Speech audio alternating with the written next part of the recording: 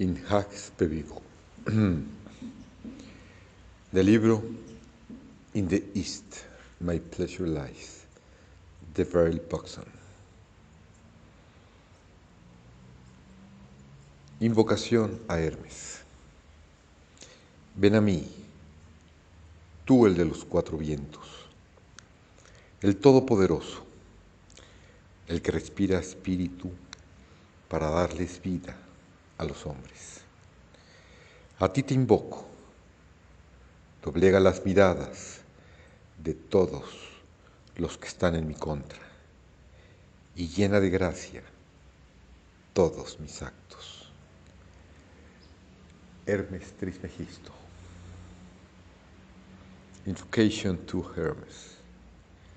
Come unto me, O thou of the four winds, Almighty One, who breathest spirit into men to keep them life.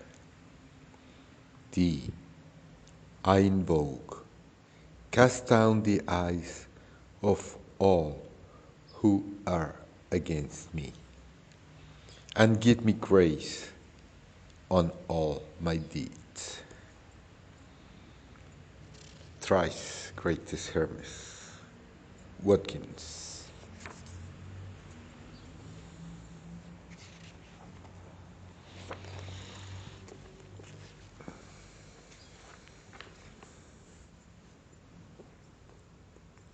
In hac spe vivo, en esta esperanza vivo. Prólogo.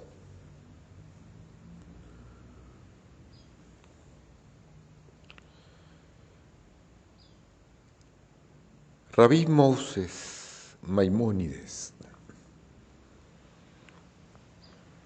un filósofo medieval, dijo: cada vez que encuentres en nuestros libros un relato que pienses que sea imposible en la realidad, ya sea una historia repugnante para la razón y para el sentido común, puedes estar segura de que la historia contiene una profunda alegoría que oculta una profunda y misteriosa realidad. Y entre más absurdo sea el relato, más profunda será la sabiduría del espíritu. Alegoría, representación de que las cosas tienen un significado simbólico. A la luz de esta antigua concepción de la verdad alegórica, se hicieron estas interpretaciones de estas obras de Shakespeare. Los críticos a sus obras, en su mayor parte, sostienen que las tramas no son originales, sino que fueron elegidas indiferente y despreocupadamente, sosteniendo que el interés del autor se centraba solo en delinear al personaje para que la trama sirviera como marco en el cual coloca a los personajes. Sin embargo, los marcos no fueron elegidos por casualidad, sino al contrario, son la evidencia de que fueron construidos deliberadamente y con objetivos precisos. Las historias y los eventos a los que se enfrentan e interactúan los personajes tienen un gran significado, sobre todo cuando son legendarios. Una gran parte de la sabiduría ancestral proviene de los cuentos de hadas y de las mitologías, y frecuentemente en el hilo de una trama se encuentra la clave para encontrar el significado interno de los personajes. El origen del drama está en los misterios de la antigüedad, y Shakespeare, que sabe dirigir un espejo hacia la naturaleza, al igual que lo hicieran los dramaturgos griegos, sus ancestros, revela a sus contemporáneos y a la posteridad la verdadera naturaleza del hombre y su lugar en el universo. Sus personajes representan esa naturaleza y muestran el abismo en el que éste ha caído. Este hermoso marco, la tierra, me parece un estéril promontorio. Este excelente cielo, el aire, mira a este estupendo, colgante firmamento.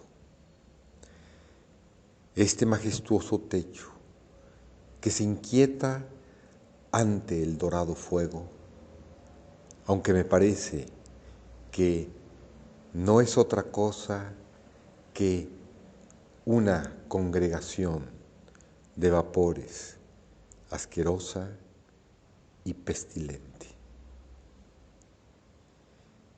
This godly frame, the earth, seems to me a sterile promontory. This most excellent canopy, the air. Look you, this brave, oh, enhancing firmament, this majestical roof fretted with golden fire. Why? It appears no other thing to me than a full and pestilent congregation of vapors. Hamlet 2:13.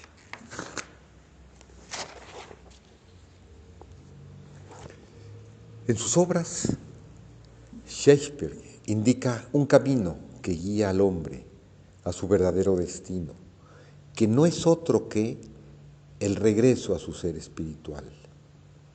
Cuando Hamlet habla del hombre, está observando sus posibilidades.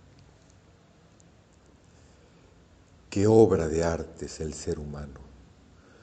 Sus poderes de raciocinio le ennoblecen. Sus facultades son infinitas. La forma de su cuerpo, su soltura y agilidad son dignas de admiración. Su capacidad intelectual le acerca a los ángeles, a los mismos dioses. Es lo más bello del mundo, el más perfecto de todos los animales. Sin embargo, no puedo deleitarme en la contemplación de lo que finalmente será: tierra, polvo, sombra, nada.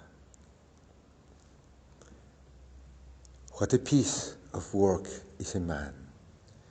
How noble in reason, how infinite in faculty, in form and moving, how express and admirable. In action, how like an angel. In apprehension, how like a god. The beauty of the world, the paragon of animals. And yet, to me, what is this quintessence of dust? Man delights me, not me. No, nor woman neither. Though by your smiling you seem to say so. Antes de que el hombre pueda levantarse y buscar su destino, tiene que darse cuenta de que ha caído. Y en muchas de sus obras, el poeta elige una determinada historia que ilustra esa ilusión en la cual, sin saberlo, se encuentra el hombre enmarañado, de tal manera que ya no puede ver su camino. La ilusión de la guerra, por ejemplo, es expuesta seriamente en Troilas y Créssida. El verdadero valor de la ilusión del supuesto amor romántico es representada en Sueño de una noche de verano y en otras obras. La ilusión del narcisismo engañado por la adulación es representada en Timón de Atenas y el Rey Lear. La ilusión más sutil, la de la propia rectitud del hombre, es estudiada en Medida por Medida. En Macbeth, la ilusión de la ambición y finalmente la ilusión de la duda, que ciega emocionalmente a Póstumo y a Otelo y que lleva a Hamlet, el hombre de la razón, a encontrarse envuelto en esa niebla. En muchas de las obras se indica el camino para salir del laberinto de este mundo. En las de Shakespeare se ve que para ello sigue la tradición antigua de la tragedia, que es la enseñanza de los misterios. Y en estas, como en las tragedias griegas, los héroes, los personajes principales son de sangre noble o real. Cuando el drama de una nación tiene como objeto personajes de sangre común, entonces la obra ya no es de la tradición de los misterios. Shakespeare enfatiza en sus personajes la nobleza, lo cual es fundamental en el hombre. Su sangre real representa su divinidad como hijos de Dios. En las tragedias griegas, muchos héroes eran hijos de Zeus. En las de Shakespeare, son hijos de reyes y princesas, o por lo menos de aristócratas.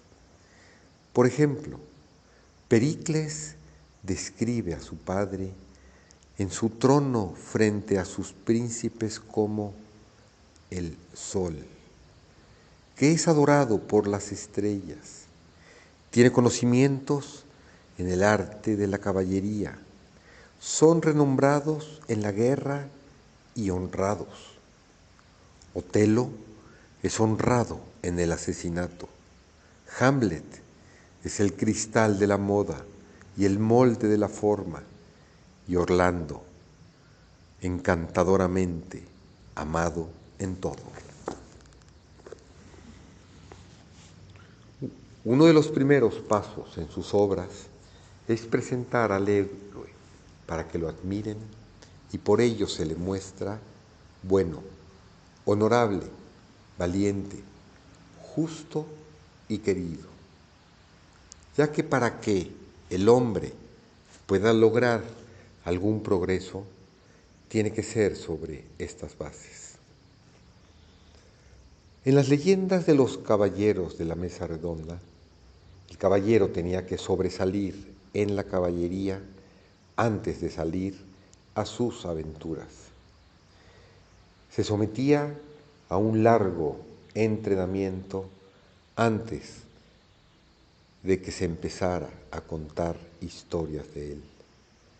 Esta era una fase preliminar indispensable que no era tomada en cuenta. Los caballeros tenían que ser autosuficientes en el mundo exterior antes de comenzar con su desarrollo espiritual. Y la mayoría de los héroes ya han tenido este entrenamiento. Otelo había ganado reconocimiento en la guerra. Macbeth había probado su valor. Claudio había logrado en el cuerpo de un cordero las hazañas de un león. Habiendo dejado su nombre en el mundo marcial, ahora le toca al héroe acercarse a la siguiente etapa y encontrar su conciencia espiritual.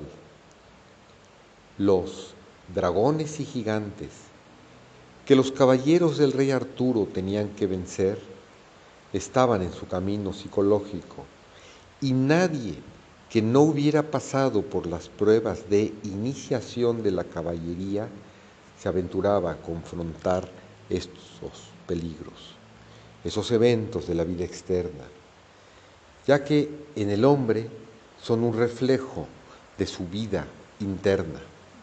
Por eso, muchas veces, cuando son juzgadas como tramas, sus obras parecen absurdas, ridículas o poco convincentes y muy alejadas de la vida real. Incluso se ha sugerido que los sucesos increíbles en algunas de ellas son una prueba de que la naturaleza no está reflejada en la drama, sino solo en la caracterización. Se debe entender que estas tramas representan el mundo psicológico en el que los personajes viven, se mueven y tienen su ser. El contexto de los eventos que enmarcan al héroe refleja su vida interna. Hay una creencia antigua de que un hombre no es hombre hasta que lo masculino y lo femenino se unen en él, como lo dice el Zohar. Toda figura que no comprenda elementos masculinos y femeninos no es una figura verdadera y correcta. Dios no reside en un lugar donde lo masculino y lo femenino no se encuentran unidos, ni tampoco encuentran bendiciones en dichos lugares. Y los bendijo y los llamó hombre el día que fueron creados. Lo masculino no se llama masculino hasta que se une con lo femenino. El alma espiritual del hombre en toda época es representada alegóricamente como la mujer ideal, a la que aspira, y este es el símbolo que utiliza Shakespeare, Goethe, el de eterna femenina, ewig weibliche, Dante, el de Beatriz, y en los cuentos de hadas es la princesa la que tiene que ser despertada, es la dama de la nobleza a la que los trovadores cantaban sus poemas. William Hazlitt, 1778-1830, decía que sus heroínas son abstracciones de los sentimientos, y en efecto, sus heroínas son muy diferentes a las protagonistas, son lo contrario a las reinas del drama y con razón son llamadas abstracciones, ya que simbólicamente representan al alma espiritual del hombre, a la que el hombre está buscando para completarse a sí mismo, y no siempre la reconocen cuando se acercan, pero las conoce y las está esperando. Quizás es más clara esta alegoría en Pericles. El héroe llega al torneo con una armadura oxidada, cargando su armamento con el emblema In Hac Spe Vivo, en esta esperanza vivo, para pelear por la mano de la princesa que es la hija del rey. El sabio padre reprocha a los cortesanos por burlarse de la armadura del caballero diciendo: no es más que tonta la opinión que nos hace medir el valor de un hombre por su vestidura y no por lo interior de él. Opinions but a fool that makes us scan the outward habit by the inward man. Y Taisa, la princesa de la que busca su mano, al observarlo dice: parece un extranjero. Ah, su escudo, una rama verde disecada. En la parte superior, el lema, in hac vivo. He seems to be a stranger, but his present is a withered branch that's only green at top. The motto, in hac vivo. Pericles 2.2. El caballero determinado, the mean knight, logra la victoria a través del poder del hombre interior, cuya fuerza se basa en la certeza de su logro. Para él, la mano de la princesa representa el matrimonio con su alma espiritual a la cual acompaña, la esperanza de la vida eterna. En sus obras, estas mujeres son las ideales y todas tienen mucho en común. Helena, Viola, Porcia, Tasia, Rosalinda, Ero, Desdémona, Imogena. Todas son gentiles, leales, nobles, buenas, amables, pacientes y muy bellas. Este ideal está personificado en la descripción que hace Orlando de Rosalinda. Sepa que el cielo le ha dado soberanía mayor y que tan solo en un cuerpo naturaleza juntó. ¿Cuántas gracias esparcidas moraban en la creación? El puro rostro de Helena, de Cleopatra, el real fulgor, de Atalanta el don más rico y de Lucrecia el pudor. Así, por orden celeste, en Rosalinda se dio todo aquello que cautiva a los ojos y al corazón.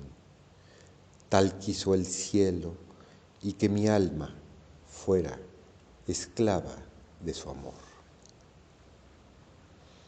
The quintessence of every sprite, heaven would in little show, therefore heaven nature charged, that one body should be filled with all graces, white and large. Nature presently distilled Helen's cheek, but not her heart. Cleopatra's majesty, Atalanta's better part. Sad Lucretia's modesty, does Rosalinda, of many parts, be heavenly synod was devised, of many faces, eyes and hearts, to have the touchest, dearest prized. As you like it. 2, 3, 2. Cada una de las heroínas es el ideal del aspirante. Tienen en común su infinita bondad de corazón y duradera lealtad y devoción hacia el amado. Se distingue una de la otra por sus características externas, tales como el habla, el ingenio y el humor. Las conocemos por sus voces, ya que hablan como un personaje. Todas son huérfanas de madre, por lo general. Sus dones especiales provienen de sus padres. Helena en A buen fin no hay mal principio, all's well that ends well, ha heredado el arte de curar de su padre, un talentoso médico. Porcia, bajo la protección divina del testamento de su padre, es comparada con el vellón de oro, el punto más alto del logro espiritual a que el hombre puede alcanzar en su nivel actual. Ella espera a Basino, el amante que tiene el poder de elegir el bien y a quien va a enriquecer. Ya unidos, ella tiene el poder de salvar a sus amigos de la injusticia y de la muerte, ya que con la facultad de la intuición inherente en la conciencia espiritual actúa por él.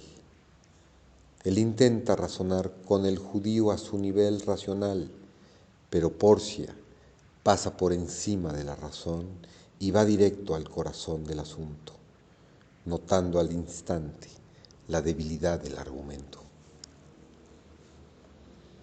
Es común que en algún punto en estas historias la mujer se disfrace de hombre, significando que la intuición se vuelve más activa. Porcia tiene más autoridad cuando está disfrazada de juez. Rosalinda, vestida como Ganymede, está en la presencia de Orlando mucho tiempo antes de que él reconozca en ella el ideal que ha estado buscando desde que se enamoró a primera vista. Él recibe su ayuda mucho antes de saber su verdadera identidad. Estas jóvenes heroínas son infinitamente valientes y nobles, pero les falta el conocimiento, ya que solamente tienen la intuición.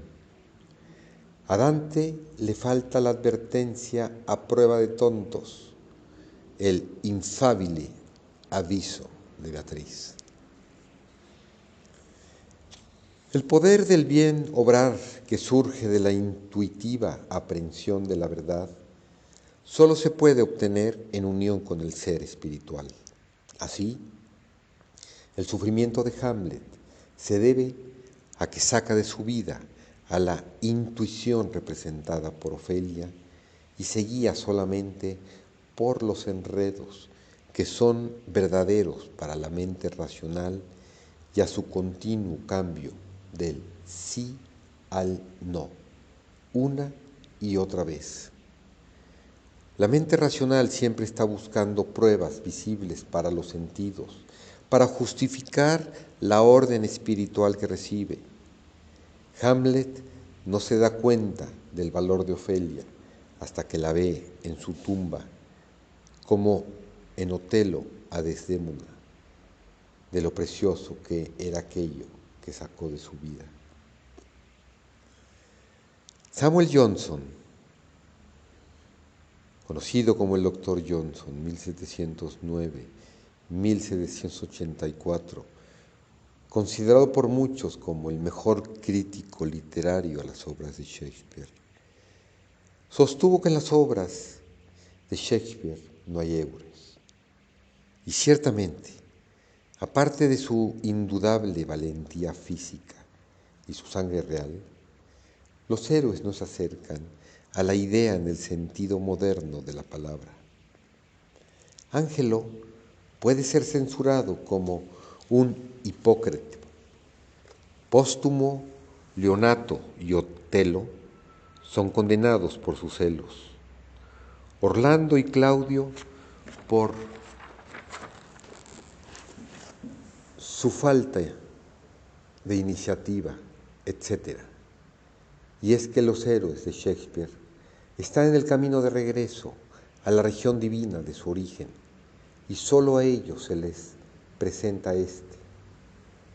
Para superar ese difícil camino, el de las tentaciones y pruebas, o dragones y gigantes, que tienen que recorrer y enfrentar, son divinamente protegidos e inspirados por su ser ideal, su ser superior, La mujer.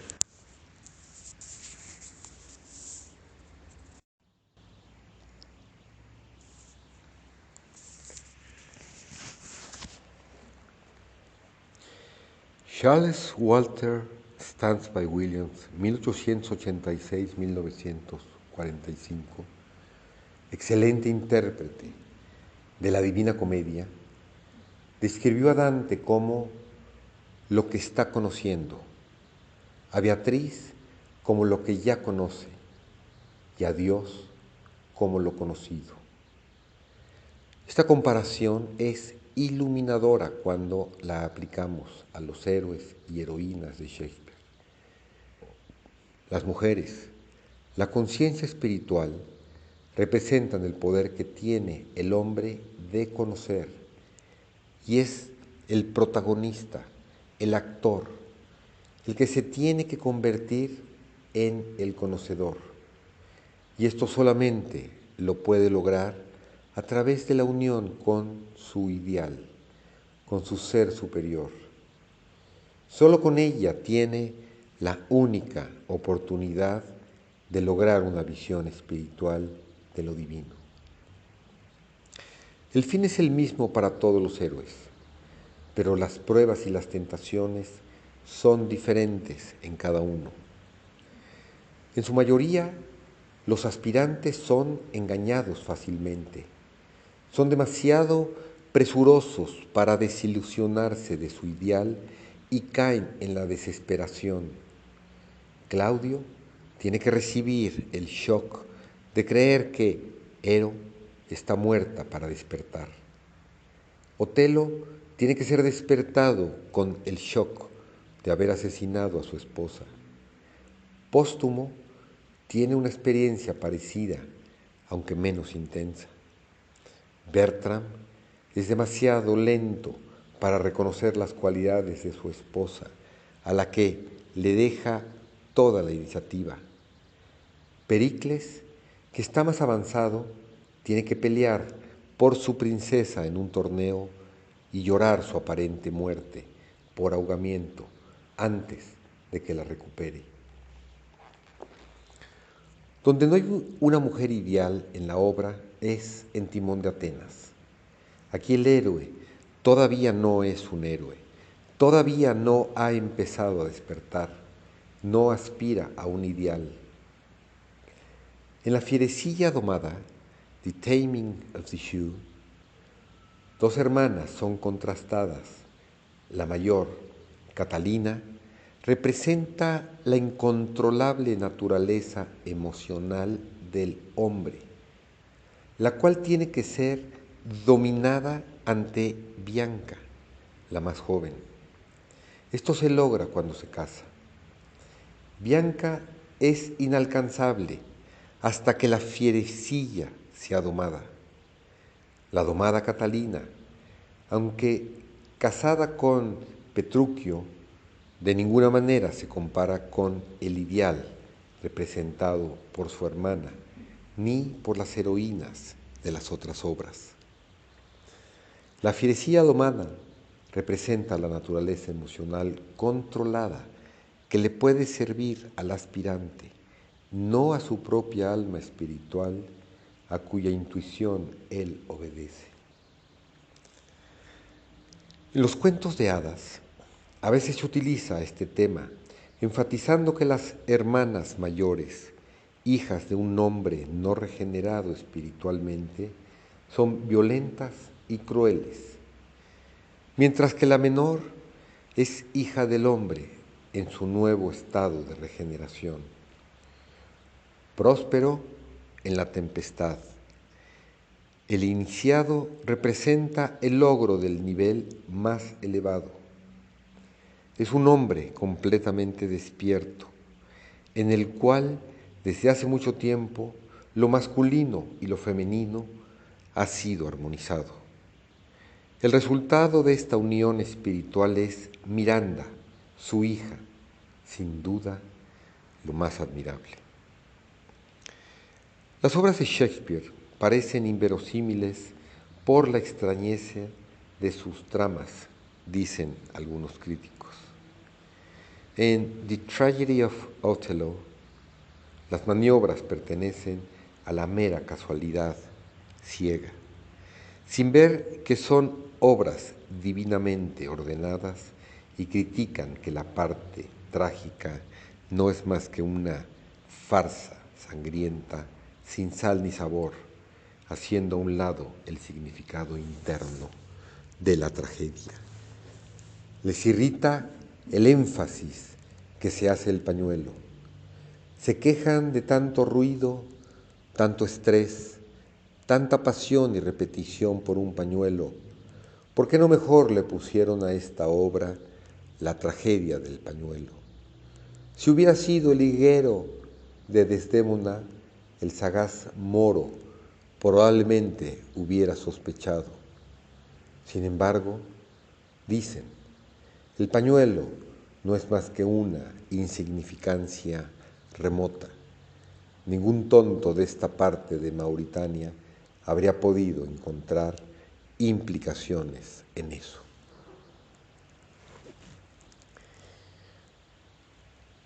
Es así que el símbolo más profundo por el cual se desarrolla toda la trama en Otelo ha sido malinterpretado.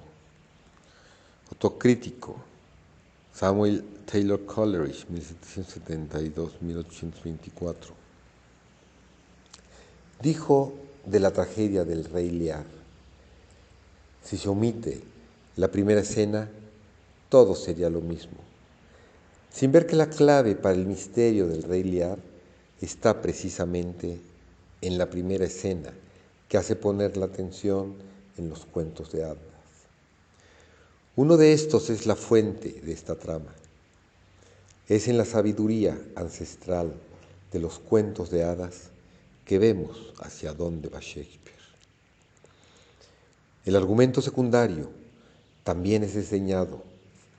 Dicen de la tragedia del rey Lear que este drama está lleno de considerables imperfecciones, que la pelea de Edmundo con su hermano Edgardo distrae la atención y destruye la armonía de la fábula, que la cruel y horrible pérdida de los ojos de Gloucester no debería representarse en el escenario, que es absolutamente improbable que Gloucester se imagina, estando ciego, que se cayó al precipicio en Dover, que estos son defectos que hasta los más grandes admiradores de Shakespeare difícilmente podrán excusar, dicen estos.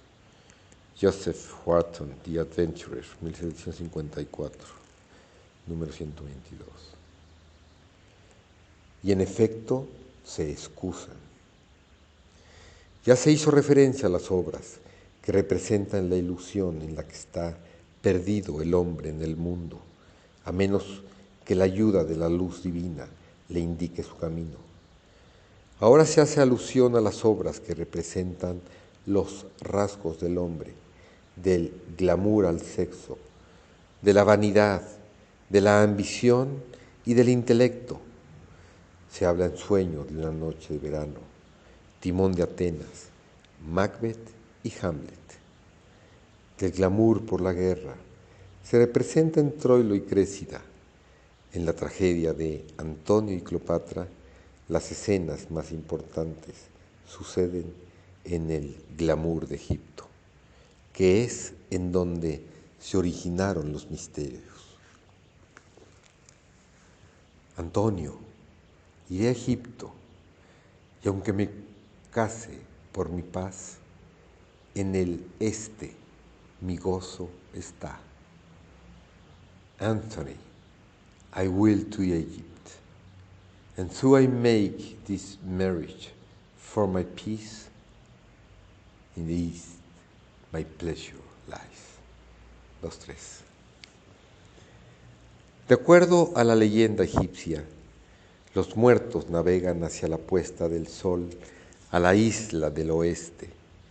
En el oeste se encuentra la puerta de la muerte, pero en el este está la puerta de la vida, del espíritu, simbolizado por el sol naciente.